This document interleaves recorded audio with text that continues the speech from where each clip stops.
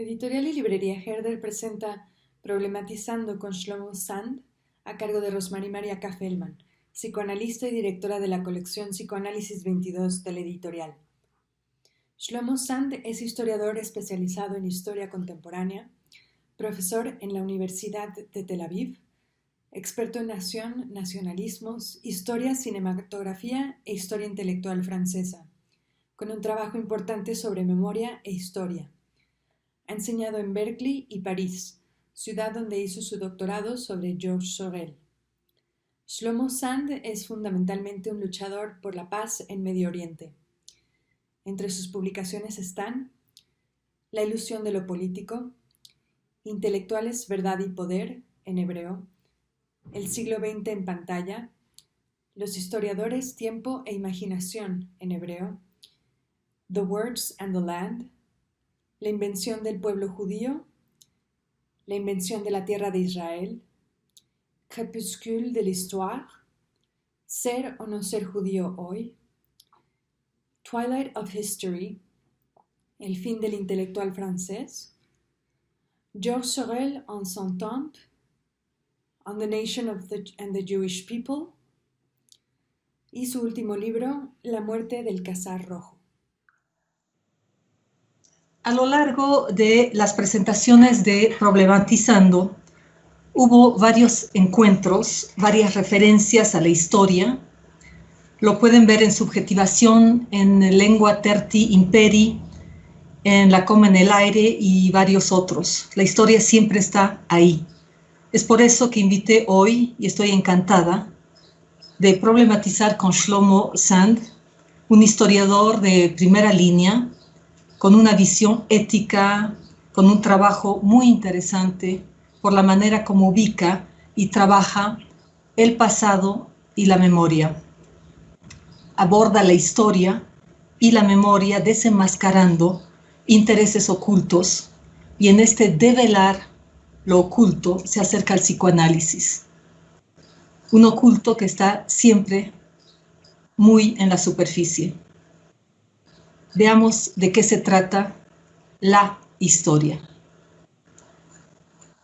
Au long des présentations de Problématisant, il y a eu plusieurs références à l'histoire. Vous pouvez le voir en Subjectivation, Langue Terti Imperi, La virgule dans l'air et plusieurs autres. L'histoire est toujours là. C'est pour ça que j'ai invité et je suis enchantée de problématiser avec Shlomo Sand, un historien de première ligne, avec une vision éthique sérieuse et un travail très intéressant à cause de la manière comment il situe le passé et la mémoire. Il aborde l'histoire et la mémoire démasquant des intérêts cachés, et dans ce dévoilement, il s'approche à la psychanalyse. Un cachet qui est toujours dans la surface. Bonjour Shlomo. Bonjour. Je voudrais commencer en vous posant la première question, qui est: quelle est la place de la mémoire dans la construction du passé? Et je ne sais pas, après les questions, quand vous utilisez le concept mémoire. Donc, vous savez, nous les historiens, nous pouvons parler sur la mémoire, et toujours la mémoire est personnelle en principe, mais il y a les concepts de mémoire collective. Donc, après la question, je ne sais pas si vous pensez sur une mémoire individuelle ou sur les choses qu'on appelle mémoire collective. C'est-à-dire, mémoire collective, c'est les musées, les statues, les noms de rues, les noms de villes, etc. Tout ce bagage, si vous voulez, qui nous concerne collectivement, est aussi une sorte de mémoire. Donc, quand vous êtes psychoanalyticien, je crois que vous avez pensé sur mémoire individuelle. Donc, la question, quel est le rapport entre les mémoires individuelles et l'histoire? Donc, il n'y a pas un rapport direct. Les mémoires individuelles prennent partie des mémoires collectives. Les mémoires collectives est construite aussi par l'histographie et par les noms des rues, par les monuments, par les musées, etc. Donc, là, je demande, vous voulez parler sur mémoire individuelle ou une mémoire collective? Je voudrais, comme vous êtes historien, j'ai toujours pensé que vous allez répondre à partir de l'histoire. Alors, répondez comme historien. Ok. D'accord, parce que oui. L'histoire, qui est toujours accompagnée toutes les sociétés que nous connaissons, même dans l'Empire ancien chinois, il y a des historiens de pouvoir. Et chaque pouvoir dans l'histoire a eu des historiens. Dans la République grecque athénienne, il y avait des historiens qui n'étaient pas dépendants directement du pouvoir. Mais en général, toujours les historiens appartiennent aux classes supérieures et il produit certains discours sur le passé à partir de positions supérieures de la société. Maintenant, l'histoire comme métier professionnel commence seulement dans le 19e siècle. Comme les universités commencent à être constituées en Europe de l'Est, Europe de l'Ouest et d'Europe centrale, on commence à voir apparaître un métier qui s'appelle histoire dans l'académie. Donc, histoire professionnelle, et si aujourd'hui un Mexicain va à l'université, il choisit le département d'histoire, c'est quelque chose de nouveau qui était construit au 19e siècle. Maintenant, quel est le rapport entre histoire et mémoire? Premièrement, l'histoire est une partie de mémoire collective.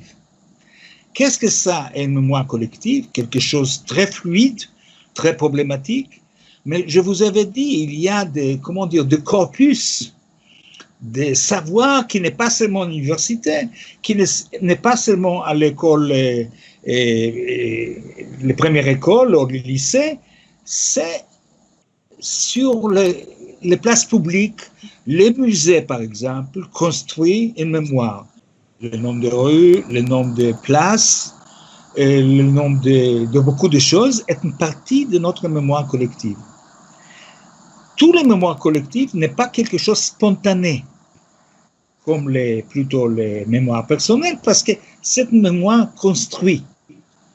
L'histoire, et moi comme historien, je prends partie de cette construction officielle des mémoires collectives, et surtout que dans le 10e et le 20e siècle, toujours la mémoire collective a un rapport avec l'État national. Donc, mémoire, une partie, et histoire, une partie de mémoire collective, une partie de conscience nationale. Il n'y a pas une conscience nationale sans les mémoires collectives. Il n'y a pas les mémoires collectives aujourd'hui sans les historiens. Voilà, c'est la raison que j'ai un salaire, que l'État me paye un salaire, un bon salaire. Et la relation alors entre mémoire individuelle et mémoire collective, sur la mémoire individuelle comme historien, vous travaillez aussi? Non, en général, les historiens ne touchent pas les mémoires individuelles. Ils laissent ça aux psychologues, ils laissent ça parfois aux spécialistes, si vous voulez, des philosophiques, de conscience individuelle, mais ils ne touchent pas directement les mémoires collectives. Mais chaque historien qui est intelligent sait très bien que s'il est en train de produire un événement dans le passé, s'il est en train de construire un concept sur le passé, ça va devenir une partie de mémoire individuelle. C'est-à-dire, vous étiez un élève à l'école, vous avez dans votre mémoire individuelle, vous avez des images et des concepts qui ont rapport avec le collectif. vous savez, c'est-à-dire dans les mémoires individuelles, vous savez les dates de naissance du Mexique. Vous savez les dates de naissance de la première révolution mexicaine. Qui vous avait donné ce savoir? C'est les historiens. C'est-à-dire des faits construits par les historiens deviennent une partie de votre mémoire personnelle.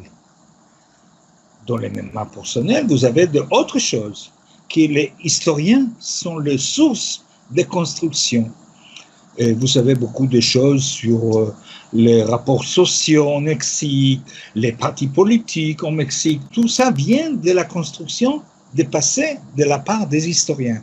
Donc, ça devient une partie immanente de notre mémoire individuelle.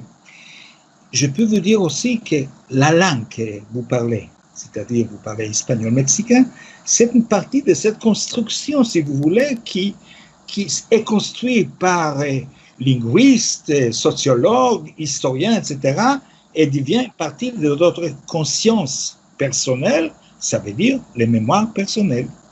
Vous êtes vous à cause de cette construction majeure intellectuelle de la part des classes intellectuelles dans chaque société et chaque nation.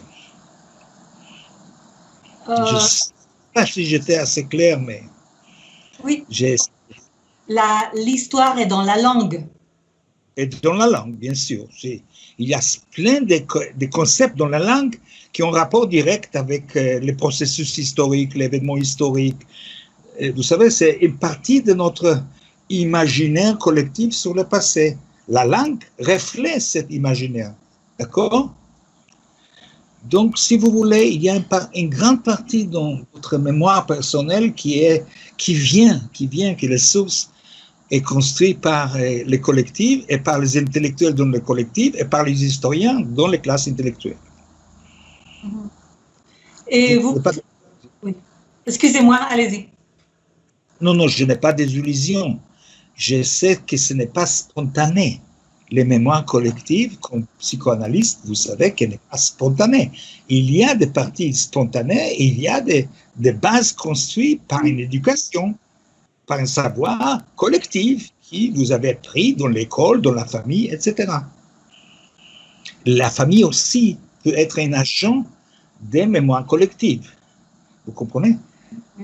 La famille, en soi, est une partie de ce processus de construction d'une vision du passé.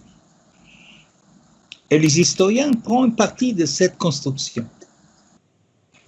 Mais quand on dit, par exemple, que l'histoire est dans la langue, dans la manière de parler, cette histoire n'est pas toujours très consciente. On parle, on est parlé, mais on ne sait pas ce qu'on dit de manière très consciente. Vous êtes d'accord? Tout à fait. Je crois qu'une grande partie de mémoire collective, une grande partie de conscience sur le passé appartenait à les choses que les Grecs ont appelées doxa. Je ne sais pas, doxa. Une sorte de cliché collectif sur le passé, sur le présent. Donc, si vous voulez, les doxa jouent un rôle central de notre conscience particulière et collective. Les doxa, c'est quoi? Les doxa, ça veut dire que des choses évidentes que sont les points de départ de la pensée. On ne pense pas sur le doxa. C'est les doxa qui pensent à travers nous. Est-ce que vous avez compris? Oui. Vous savez que Martin Heidegger, que je ne l'aime pas beaucoup, mais il était très intelligent, hélas, et il a dit que ce n'est pas les gens qui pensent avec les mots, c'est les mots qui pensent à travers les gens. Est-ce que vous avez compris? Les mots qui se pensent à travers les gens. Donc, je crois qu'il a eu raison, qu'une grande partie de notre mode de pensée est basée sur des doxas.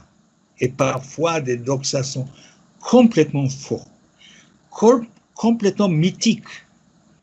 Je suis sûr que vous êtes éduqués sur beaucoup de mythes, sur les nations mexicaines, sur les nations en général latino-américaines, sur l'histoire chrétienne, avec beaucoup de doxa. Ça veut dire les choses qu'on ne pense pas. Moi, j'ai commencé à écrire certaines histoires à certains moments, quand j'ai devenu professeur, full professeur, j'ai commencé à mettre les doigts sur le doxa et montrer que le doxa n'est pas équivalent de vérité. Vous comprenez? Oui. Donc, il faisait un scandale parce que les gens n'aiment pas mettre en question le doxa. Ils ne sont pas capables de mettre des questions sur le doxa. Je crois que dans le mémoire individuel, dans les psychanalystes, vous connaissez très bien cette base de doxa à travers les images de soi de chaque individu. Vous comprenez? Quelque chose qu'il ne peut pas penser, parce que ça pense à travers lui. Vous avez compris? Oui. Mais ça fait partie de l'inconscient. C'est une partie de conscience, sauf que dans le doxa, inconscient. L'inconscient, c'est-à-dire dans les... si vous voulez, je ne voulais pas développer parce que je suis très modeste avec la psychologie. Je perds toujours des entre-dedans parce que je n'ai pas d'utile.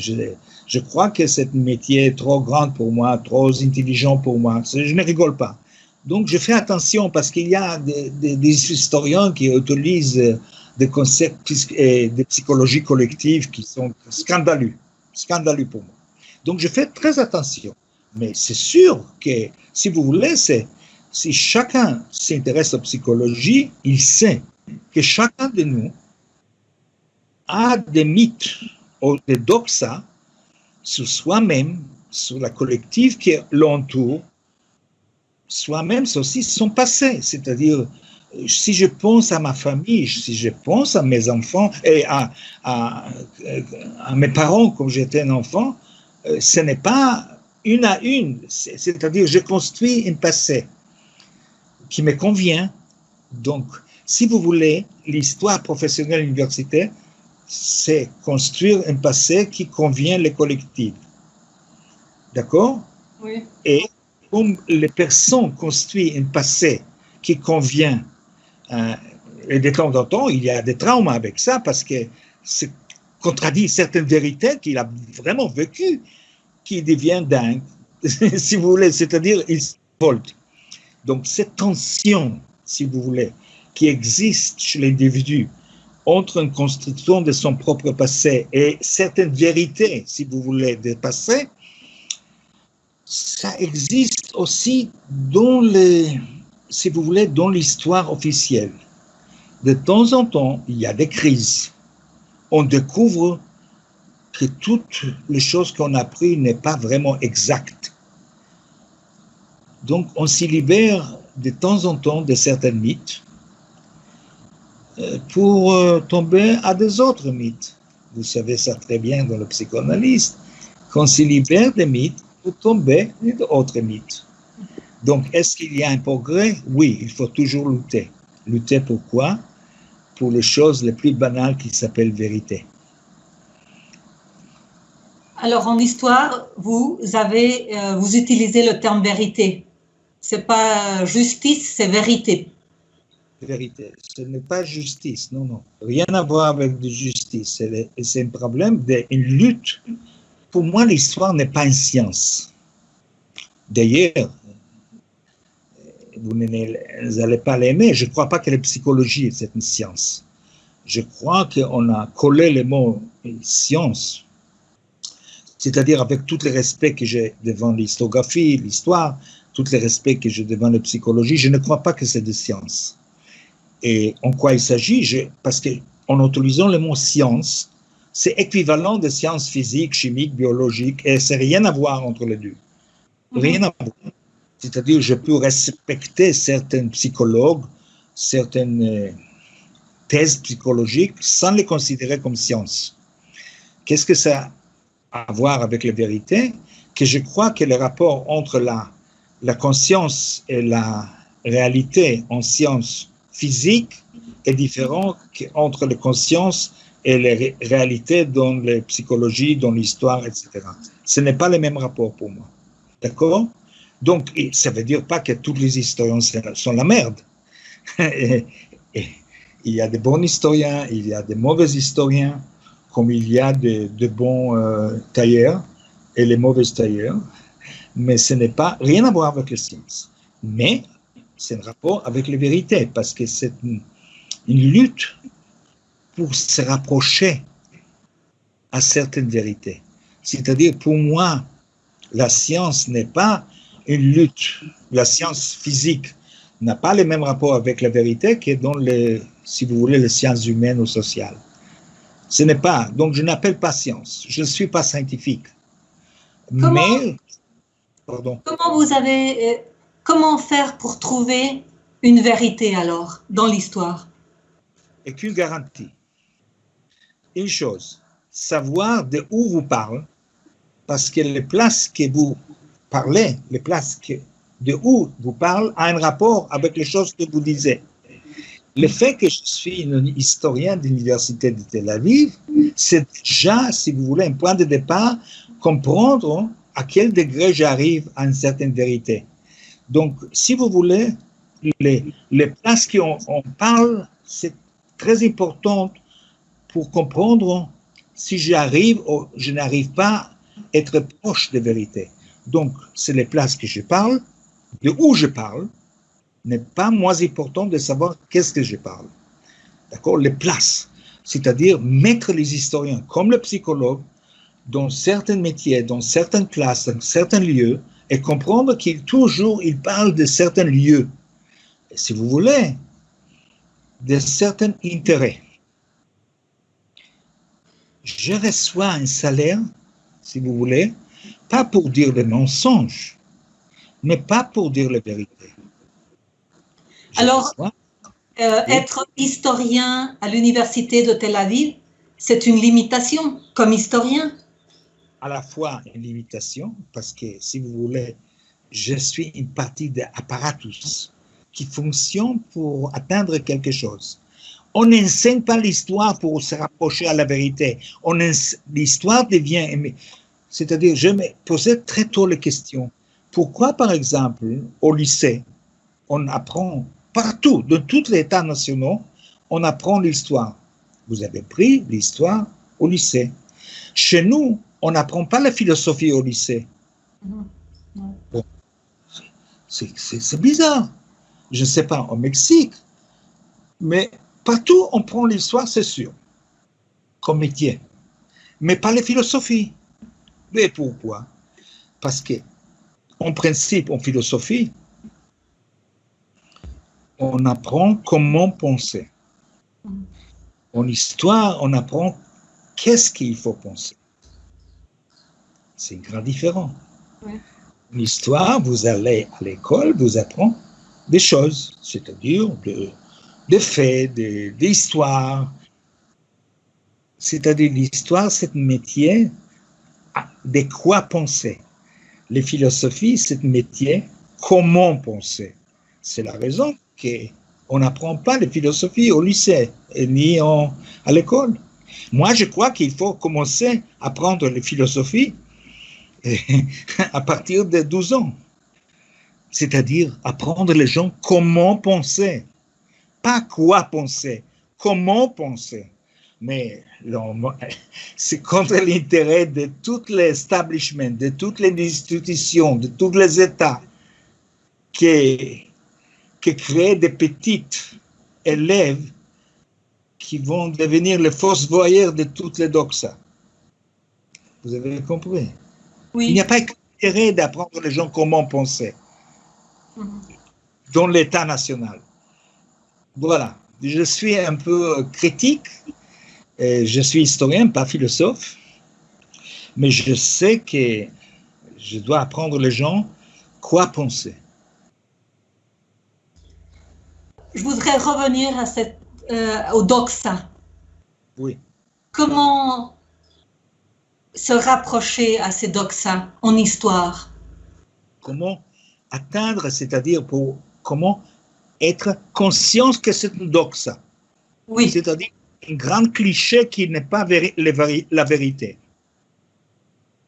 Maintenant, j'ai écrit un petit livre en français, un nouveau livre qui est apparu avant le corona. donc ce n'est pas encore diffusé, et en hébreu, qui s'appelle Race imaginée. En hébreu, c'est ça, Race imaginée, c'est en hébreu. Oui. Imagine Race. Et histoire courte de judophobie. Donc j'essaie de faire vite comprendre pourquoi la judophobie, les choses qu'on appelle en général antisémitisme, a existé tellement longtemps dans l'histoire. Et j'ai compris que l'antisémitisme, je n'aime pas le mot antisémitisme, je préfère judophobie. D'accord. Un terme un peu psychologique, si vous voulez. Une phobie des Juifs.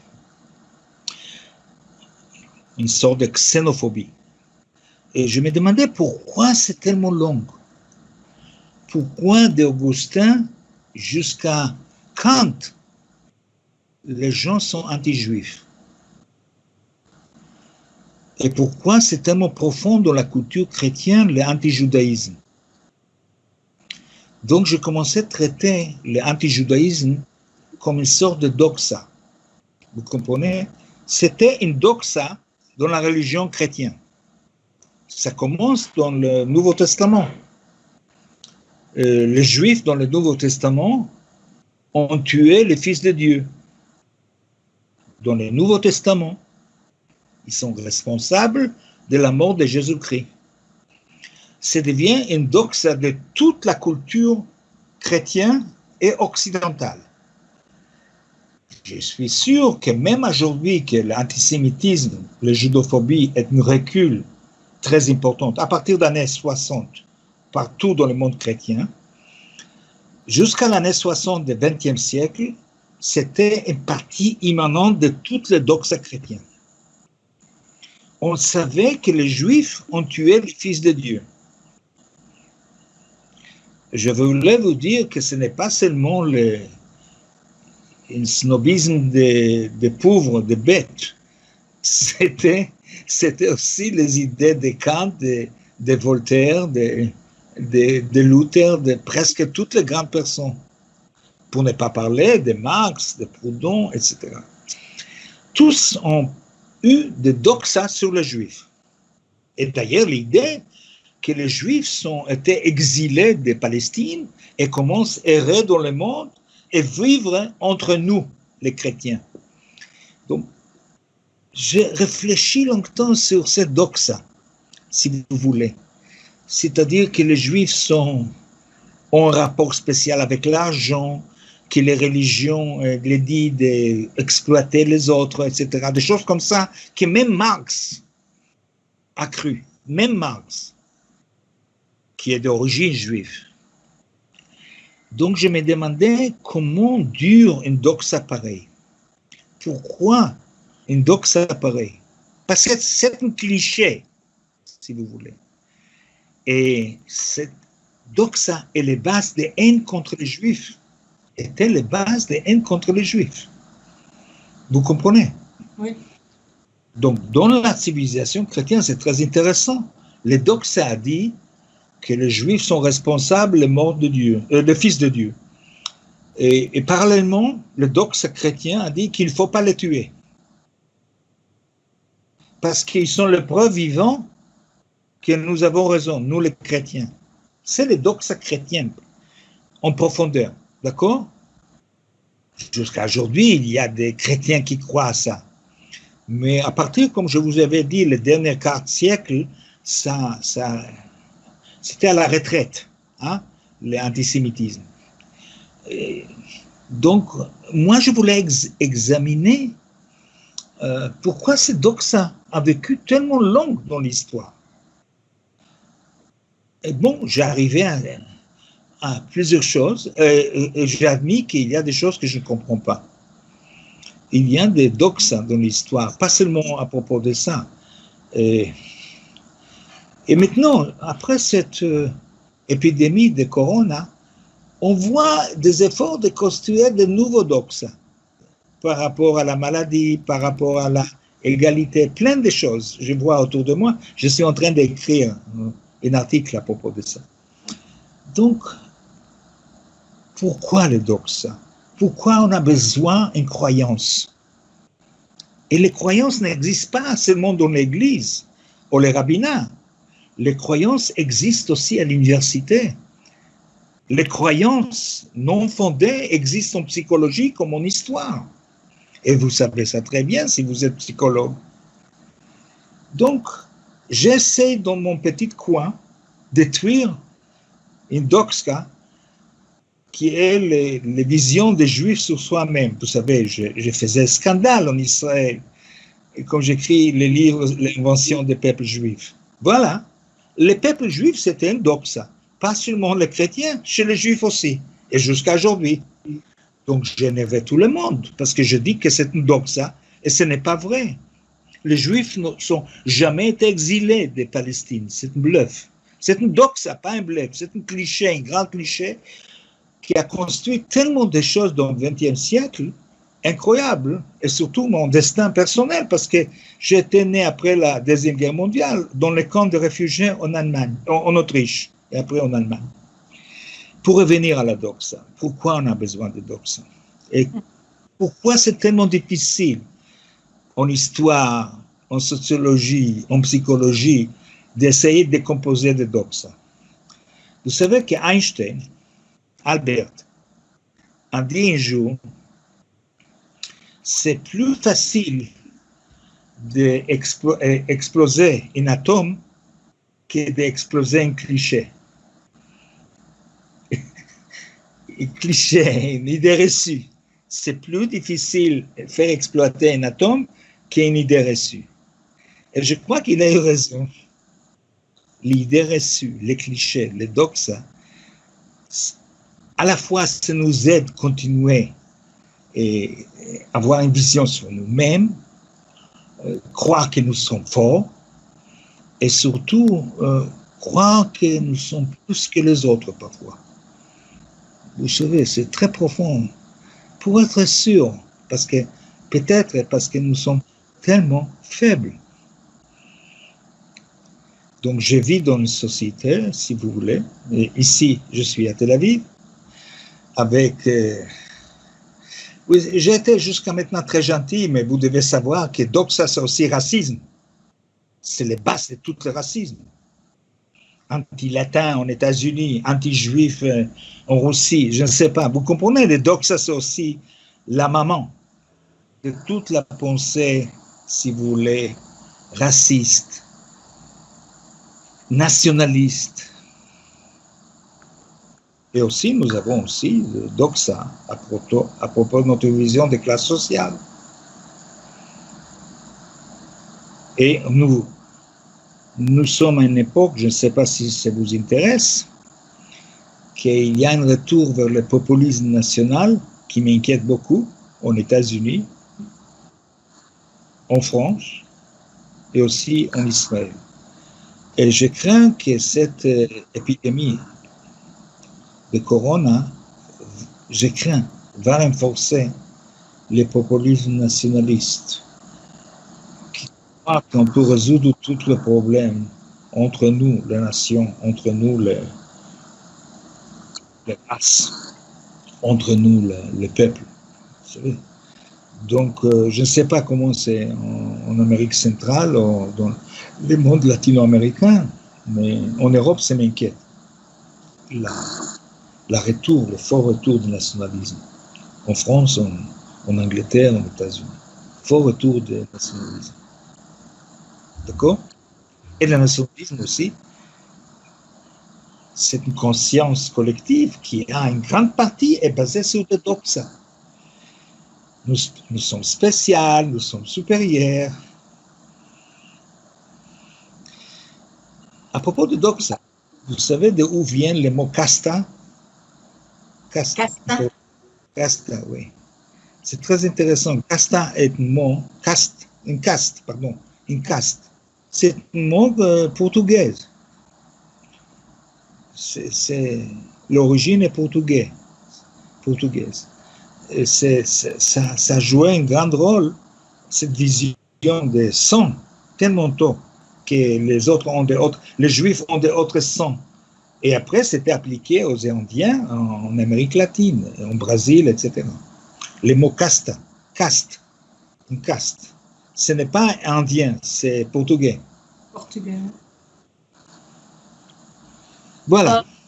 Alors, cette nécessité de construire des nouveaux mythes, et quand un mythe tombe, il y a un autre qui revient, et tout ça, ça fait partie de cette faiblesse et ça fait partie de cette nécessité de croire en quelque chose, d'inventer quelque chose. Tout à fait. Et très bien défini. Donc, je crois, oui, que, premièrement, toute l'histoire est construite de mythes. L'histographie, l'histoire, en général, renforce certains mythes, pas toujours, renforce certains mythes. Et hélas, quand je commence à devenir vieux, je pense qu'on ne peut pas déconstruire un mythe sans des mythes nouveaux. Vous comprenez, c'est très pessimiste à dire ça. Mais il faut déconstruire des mythes, surtout des mythes d'identité collective qui sont destructifs parfois. Il faut les déconstruire, mais je crains qu'on peut déconstruire des mythes seulement avec de nouveaux mythes. On ne peut pas vraiment chasser un mythe sans de nouveaux mythes. Donc, si vous voulez, certains mythes, le socialisme, c'est une sorte de mythe qui essaie de chasser des autres mythes, si vous voulez. Je vous donne un exemple, d'accord? Oui. Donc, je ne suis pas un constructeur de mythes, je suis un simple historien, mais je sais les valeurs des mythes, oui. Je sais les valeurs des mythes, comme un mode d'action, comme une raison d'action, comme quelque chose qui te pousse à l'action. On ne peut pas, vous avez dit en vérité, le mythe n'est pas la vérité, mais le mythe n'est pas toujours contradictoire avec la vérité. Vous comprenez? Le mythe peut être aussi une vision d'action, si vous voulez, qui n'est pas en soi une contradiction. Ce n'est pas la vérité, mais ce n'est pas toujours forcément une contradiction avec la vérité. Par exemple, pour faire une action commune, améliorer le monde, faire un processus social plus progressif, plus humain, c'est toujours accompagné avec de nouveaux mythes, d'accord? Donc, je dis que mes rapports avec les mythes sont toujours critiques, mais ce n'est pas une négation totale, vous comprenez? D'ailleurs, notre vie personnelle, je ne sais pas si je dois oser dire ça, mais je crois que dans chaque acte d'amour, il y a des mythes. C'est-à-dire, chaque tombé amoureux, il y a un côté mythique, d'accord? Dans notre vie. Tu vois, si vous tombez amoureux, il y a toujours un côté mythique. C'est-à-dire, vous mythifiez les partenaires d'une certaine façon. Et vous avez besoin de mystifier un peu les partenaires pour pouvoir vivre tout le temps avec lui, non? Si on a toujours besoin de mythes, pourquoi les déconstruire? Pourquoi les faire tomber? Si de toute façon, il va y avoir des nouveaux mythes pour remplacer les anciens. Donc, je serai ici relativiste pour dire qu'il y a des mythes destructifs, il y a des mythes qui peuvent améliorer notre vie, notre rapport social, notre rapport amoureux, notre rapport humain. Ça veut dire, par exemple, j'ai parlé tout à l'heure des racismes. Toutes les visions des races, de soi-même, des autres, c'est des mythes qui tuent, qui oppriment. Mm-hmm. Donc, vous m'avez présenté aussi ce côté moral. Oui, je suis aussi moraliste. Oui, j'ai une position éthique face au monde, si vous voulez. J'ai eu beaucoup d'échecs dans ma vie, j'ai eu beaucoup de désillusions, mais j'ai toujours continué à croire que dans le monde, il y a l'injustice et il faut faire plus de justice dans le monde. Si on laisse tomber ça, le monde ne va pas être comme il va devenir pire. Donc, cette tension d'accepter certains mythes qui aient pu améliorer notre rapport humain, oui. Ça veut dire, qu'est-ce que je veux dire? Que pas tout est rationnel, vous comprenez? Et je comprends que parfois, il y a des mythes. Je crois, par exemple, que le socialisme est un mythe qui a fait beaucoup de dégâts, mais a fait beaucoup de choses bien, vous comprenez? Beaucoup de crimes, mais beaucoup d'actes qui ont réduit les inégalités entre les êtres humains. Les inégalités, par exemple, c'est, à mon avis, une chose, surtout qu'aujourd'hui, on sait que les inégalités, jamais les inégalités n'étaient pas tellement fortes comme aujourd'hui. Maintenant, devant le corona, surtout aux États-Unis et même en Latine-Amérique, on voit que devant la santé, il y a une inégalité profonde devant la santé. Martin Luther King a dit que les pires inégalités, c'est les inégalités en face de la santé, en face des hôpitaux. Et on voit ça ici au Brésil, je ne sais pas, mais au Mexique, les inégalités en face de santé. Ça veut dire les inégalités en face de la mort. Donc oui, le mythe d'égalité est très important pour moi pour continuer à écrire et produire. Et ce serait comment ce mythe d'égalité? Ah, je crois, vous savez, que cette mythe, c'est-à-dire presque toute, par exemple, la gauche mondiale est une crise, une destruction, etc. Mais les luttes sociales continuent, si vous voulez, continuent partout. Pour vous donner un exemple, vous savez qu'une vendeur nous, comment ça s'appelle, les McDonald's, un vendeur de McDonald's à Danemark gagne le double qu'un vendeur de McDonald's aux États-Unis. Un simple vendeur à Copenhague gagne comme salaire 2 fois plus qu'un vendeur, si vous voulez, à New York. Voilà, il faut changer beaucoup de choses dans le monde. Vous comprenez? Pour répéter, je préfère Danemark aux États-Unis. Je préfère la Suède à peut-être à Mexique. C'est-à-dire un point de vue des inégalités. Vous comprenez? Oui, comme je viens d'une famille pauvre, moi, d'accord? Très pauvre. Bon, même que je suis professeur, full professeur, vous comprenez, avec un salaire convenable, etc., je n'oublie pas d'où je viens. Ma mère était, comment ça s'appelle? Une femme de ménage chez les autres. Donc, je crois qu'on peut réduire les inégalités. Comment? Pour moi, pour écrire les livres, pour les autres, lutter avec tous les moyens possibles, sauf la violence. Je ne crois pas que la violence fait progresser le monde, mais on peut lutter avec 1000 façons. Donc, oui, réduire, surtout aujourd'hui avec cette expérience de Corona, c'est incroyable, l'inégalité devant la santé. Inacceptable aussi. En Mexico City comme à New York. Et comment construire un mythe d'égalité? J'arrive pas à saisir l'idée. Ah, ça commence très tôt.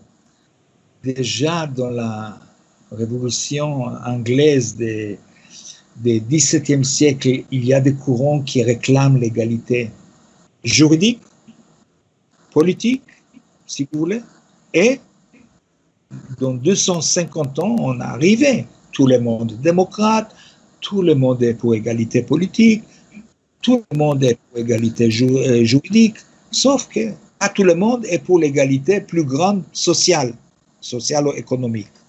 Donc, je ne sais pas s'il va arriver à réduire certaines inégalités au Mexique, parce que l'inégalité au Mexique est terrible.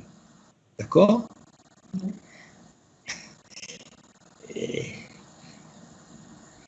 Ici, chez nous, avec les Arabes, c'est pareil. Bon, pour vous dire comment les générations, mes étudiants, sont tellement déçus avec tout l'effort de lutte pour l'égalité qu'ils deviennent dépolitisés plus en plus. Je crois que c'est partout. Et je suis à cette génération, quand j'étais 18 ans, 20 ans, qui admirait Che Guevara, par exemple. Bon, aujourd'hui, bon, c'était un mythe, vous devez savoir, Che Guevara. C'était une réalité et aussi un mythe. Donc, je ne sais pas, à mon âge, si je peux donner des modèles, des moyens de lutter. Je ne suis pas sûr que je suis un bon guide, moi, comme historien, parce que je suis toujours critique. Mais j'espère très bien que face à cette populisme nationaliste et raciste aux États-Unis, en France et ailleurs, il y aura des forces qui vont naître, qui vont lutter contre ça. Sinon, cette planète va devenir de plus en plus moche. Pas seulement à cause du racisme, aussi par rapport à l'écologie, par rapport à toutes les choses qui nous entourent. Je crois que le capitalisme est arrivé à un point qu'il est en train de détruire notre planète. C'est clair et simple pour moi. D'accord? Donc, il faut lutter pour l'écologie aussi, parce que je ne crois pas que nous marchons dans notre mode de production vers une vie meilleure. Et j'ai des enfants et j'ai déjà des petits-enfants. Donc, je continue à espérer et lutter pour qu'il y aura des mondes qui ne sera pas pire de mon propre monde. Donc, je suis historien c'est la future qui l'intéresse plus que le passé. Quelle différence vous faites entre éthique et morale? En général, je mélange. C'est-à-dire, si vous voulez une éthique, j'applique les mots éthique, surtout les pensées plus abstraites, si vous voulez, et comme j'analyse. Mais il n'y a pas pour moi une distinction conceptuelle trop nette. Je cherche toujours l'origine des morales dans l'histoire. Je cherche toujours l'origine des morales dans l'histoire. C'est ça qui m'intéresse le plus. Vous êtes une personne religieuse? Non, pas du tout. Non? Parce que nous appliquons les mots religieux si quelqu'un croit en force majeure, Dieu, etc. Non, je ne crois pas. Je ne crois pas à qu'une chose métaphysique, religieuse. Non, je suis laïque, complètement laïque. Ça veut dire qu'il y a des gens religieux qui sont proches de moi moralement plus que beaucoup de laïcs. D'accord? Mais je ne crois pas à une force en dessous de l'être humain. J'essaie de croire à l'être humain, pas à Dieu. Et c'est déjà difficile. D'accord? C'est déjà difficile. Croire à l'être humain? Oui. Donc, croire en Dieu, c'est impossible pour moi. Bon, je dis que les choses banales, j'espère que Dieu va croire en moi. Vous savez. J'espère que Dieu croit en moi. Je ne peux pas croire en Dieu. En relation au peuple juif? Oui. Et il n'y a pas un peuple juif. Oui. En relation de la population juive, la religion juive, la communauté juive. Mais, vous savez, je suis un simplet. Si vous disiez qu'il y a un peuple français, qu'il y a un peuple anglais, qu'il y a un peuple italien, qu'il y a un peuple mexicain. Vous pouvez pas dire peuple juif, parce que pourquoi vous disiez peuple italien? Parce que c'est un groupe humain qui vit ensemble et qui a des pratiques culturelles communes, laïques. Aujourd'hui, vous n'utilisez pas les mots peuple chrétien. Vous disiez peuple allemand, peuple français, mais vous ne disiez pas peuple. D'ailleurs, dans le Moyen-Âge et dans l'Antiquité, on a dit peuple chrétien et on a dit peuple juif. Donc, les juifs ne sont pas un groupe humain qui ont une langue commune, des pratiques culturelles communes, nourriture commune, musique commune, avec tout le respect de Woody Allen. Il ne comprend pas ma langue. S'il arrive en Israël, d'ailleurs, il ne veut pas arriver en Israël. S'il arrive en Israël, il ne pourra pas comprendre le théâtre. Il ne peut pas lire les langues que j'ai écrites. D'accord? Donc, pourquoi dire que Woody Allen et Shlomo Sand appartiennent au même peuple? Je ne comprends pas. Vous ne pouvez pas appeler tous les chats chats, tous les chiens chiens, et un chat l'appeler un chien, même qui vous aimez beaucoup les chats. Vous ne pouvez pas.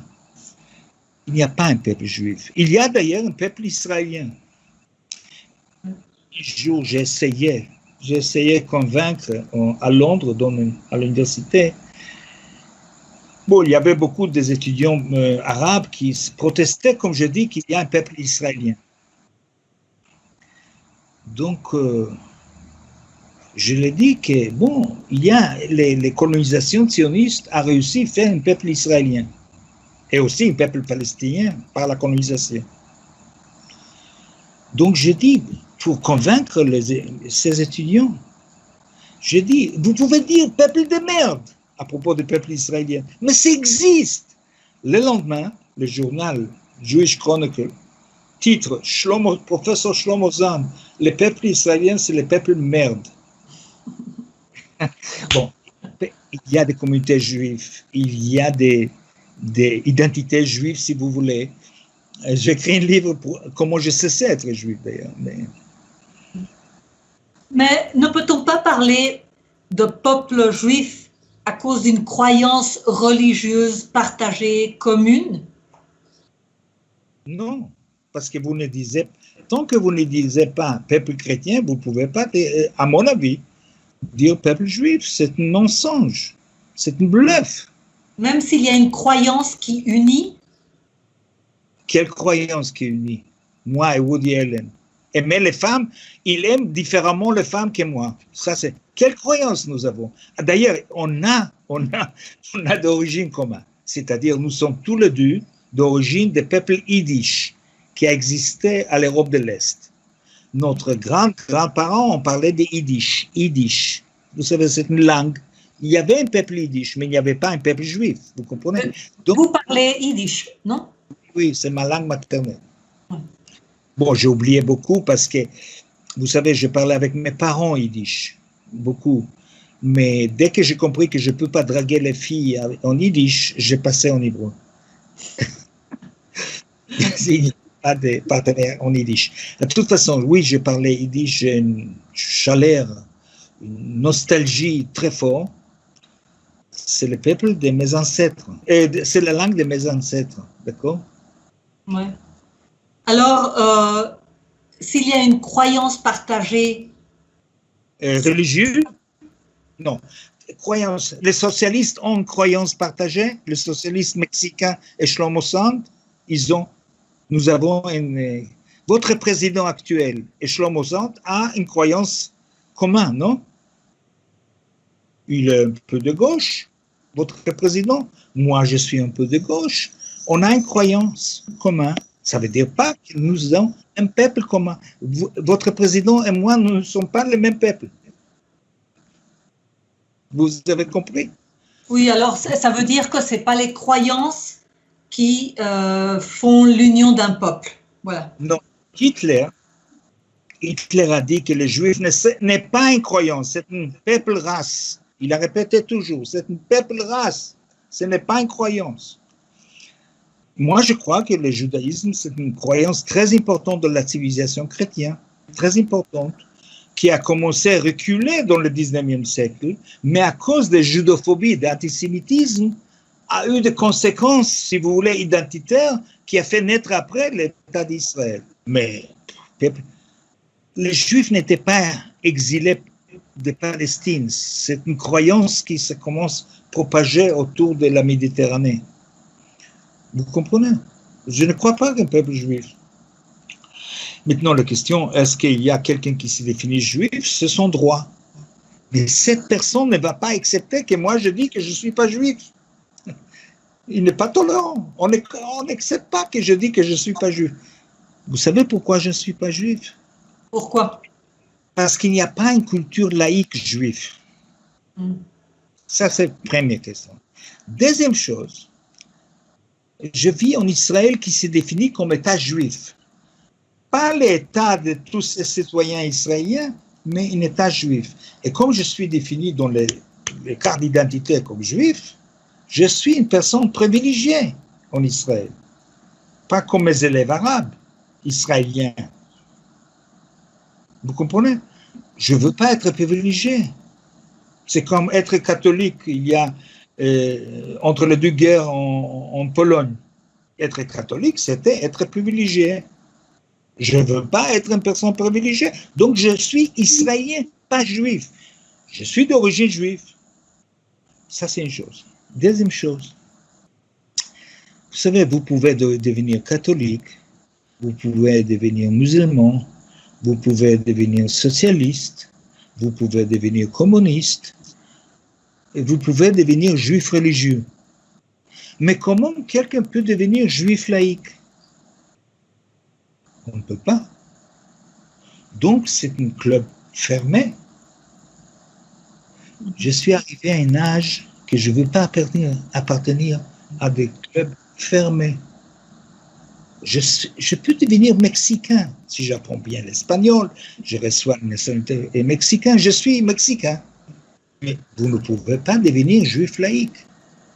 Et qu'un moyen, si vous n'êtes pas né à une mère juive, et si vous ne convertissez pas religieusement au judaïsme, vous ne pouvez pas être un juif laïque. Donc, moi, à mon âge, appartenir à un club fermé, snob comme ça, jamais dans la vie. Est-ce que vous avez compris? Je suis méchant? Pourquoi? Non, je vous demande. Parce que si vous décidez, je ne sais pas si vous êtes d'origine juive ou non, si vous décidez demain de devenir juif, laïque, parce que si vous n'êtes pas croyant, il n'y a qu'un moyen. C'est un club fermé. Autrefois, personne ne voulait pas devenir juif. Aujourd'hui, c'est différent. Et c'est un club fermé aussi à cause d'un doxa? Oui. Oui. D'accord. Donc, c'est très fort dans les politiques identitaires en Israël et c'est bien de la politique identitaire religieuse juive. Aujourd'hui, j'ai lu le journal, vous savez, ils sont inquiets en Israël qu'il y a 60% de garçons et de filles juifs américains qui se marient avec des non-juifs. C'est une tragédie. Parce que c'est le seul peuple, entre guillemets, dans le monde qui peut disparaître à cause de l'amour. Et quel serait le doxa qui soutient cela? Racisme. ADN. On commence à chercher des ADN juifs pour dire, voilà, ADN, tellement de prix Nobel avec des gens qui ont cet ADN. Il y a des choses fous. Vraiment pervers. Parce que, comme j'ai appelé le livre Race imaginaire, c'est très fort dans l'antisémitisme, c'est très fort dans le sionisme. Nous sommes un peuple race qui était exilé de Palestine il y a 2000 ans. Et voilà, il a retourné, il a pris sa terre. Donc les Arabes qui vivent ici n'appartiennent pas à ce peuple. pervers.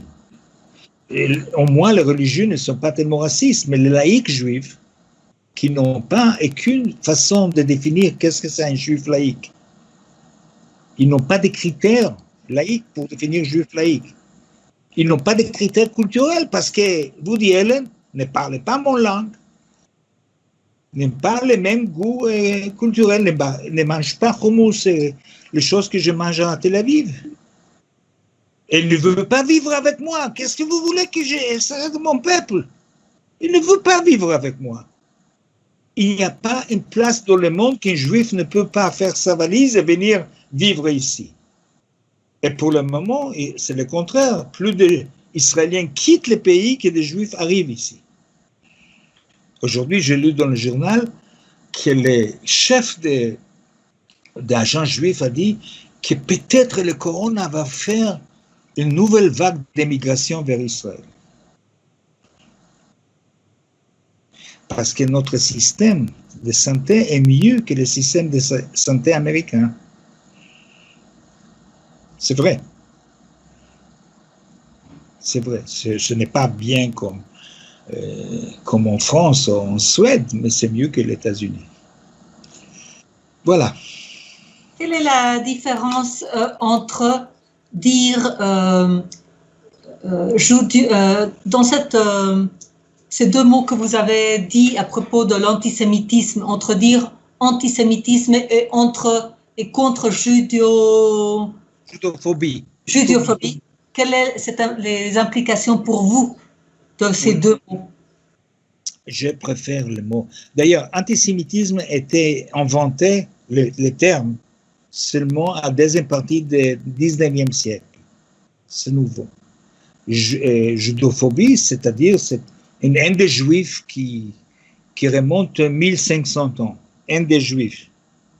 Phobie des Juifs. Maintenant, les vraies raisons que je n'aime pas le terme antisémitisme, premièrement, que c'est un antisémite qui a inventé le terme. C'est quelqu'un qui a eu les Juifs qui a inventé. C'était inventé dans l'année 70, 19e siècle. Maintenant, à cette époque, on a cru qu'il y a une race sémite. À cette époque, on a cru qu'il y a des races aryens. C'est la raison qu'il a dit que les Juifs sont des sémites. Et lui, il est antisémite. Aujourd'hui, nous savons qu'il n'y a pas une race sémite. Il n'y a pas une race indo-européenne. Il n'y a pas une race aryenne. Et même pas une race latino-américaine. Donc, si vous voulez, il y a les langues sémites. Il y a des langues indo-européennes, mais il n'y a pas de race. Il y a des langues, vous comprenez? Persien, ce n'est pas une langue sémite. Arabe, juif, araméen, c'est des langues, pas juif. Arabe, hébreu, araméen, c'est des langues sémites. Donc, moi, je n'étais pas né sémite, parce que je parlais yiddish, qui n'est pas une langue sémite. Aujourd'hui, ma langue principale, c'est hébreu. Donc, je suis venu sémite. D'accord? Les Arabes sont sémites parce qu'ils parlent arabe. Woody Allen n'est pas sémite. Ce n'est pas un mot ni en arabe, ni en hébreu. Donc, si vous voulez, les réticences que j'ai en face du terme antisémite, c'est les réticences que j'ai face à le terme sémite. C'est un raciste qui a inventé le terme et nous acceptons ça.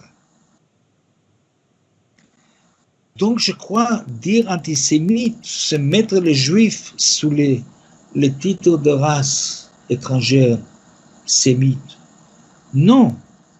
Aujourd'hui, je suis sémite parce que je parle hébreu. Mes parents n'étaient pas sémites. C'est une langue, ce n'est pas une race. Sémitisme. Donc, c'est l'antisémitisme aussi. Vous savez que je termine ce livre que j'ai écrit, qui vient paraître cette semaine. Vous savez qu'autrefois, une antisémite était quelqu'un qui haït les Juifs, oui. Plus en plus aujourd'hui, un antisémite, c'est quelqu'un que les Juifs le haïssent.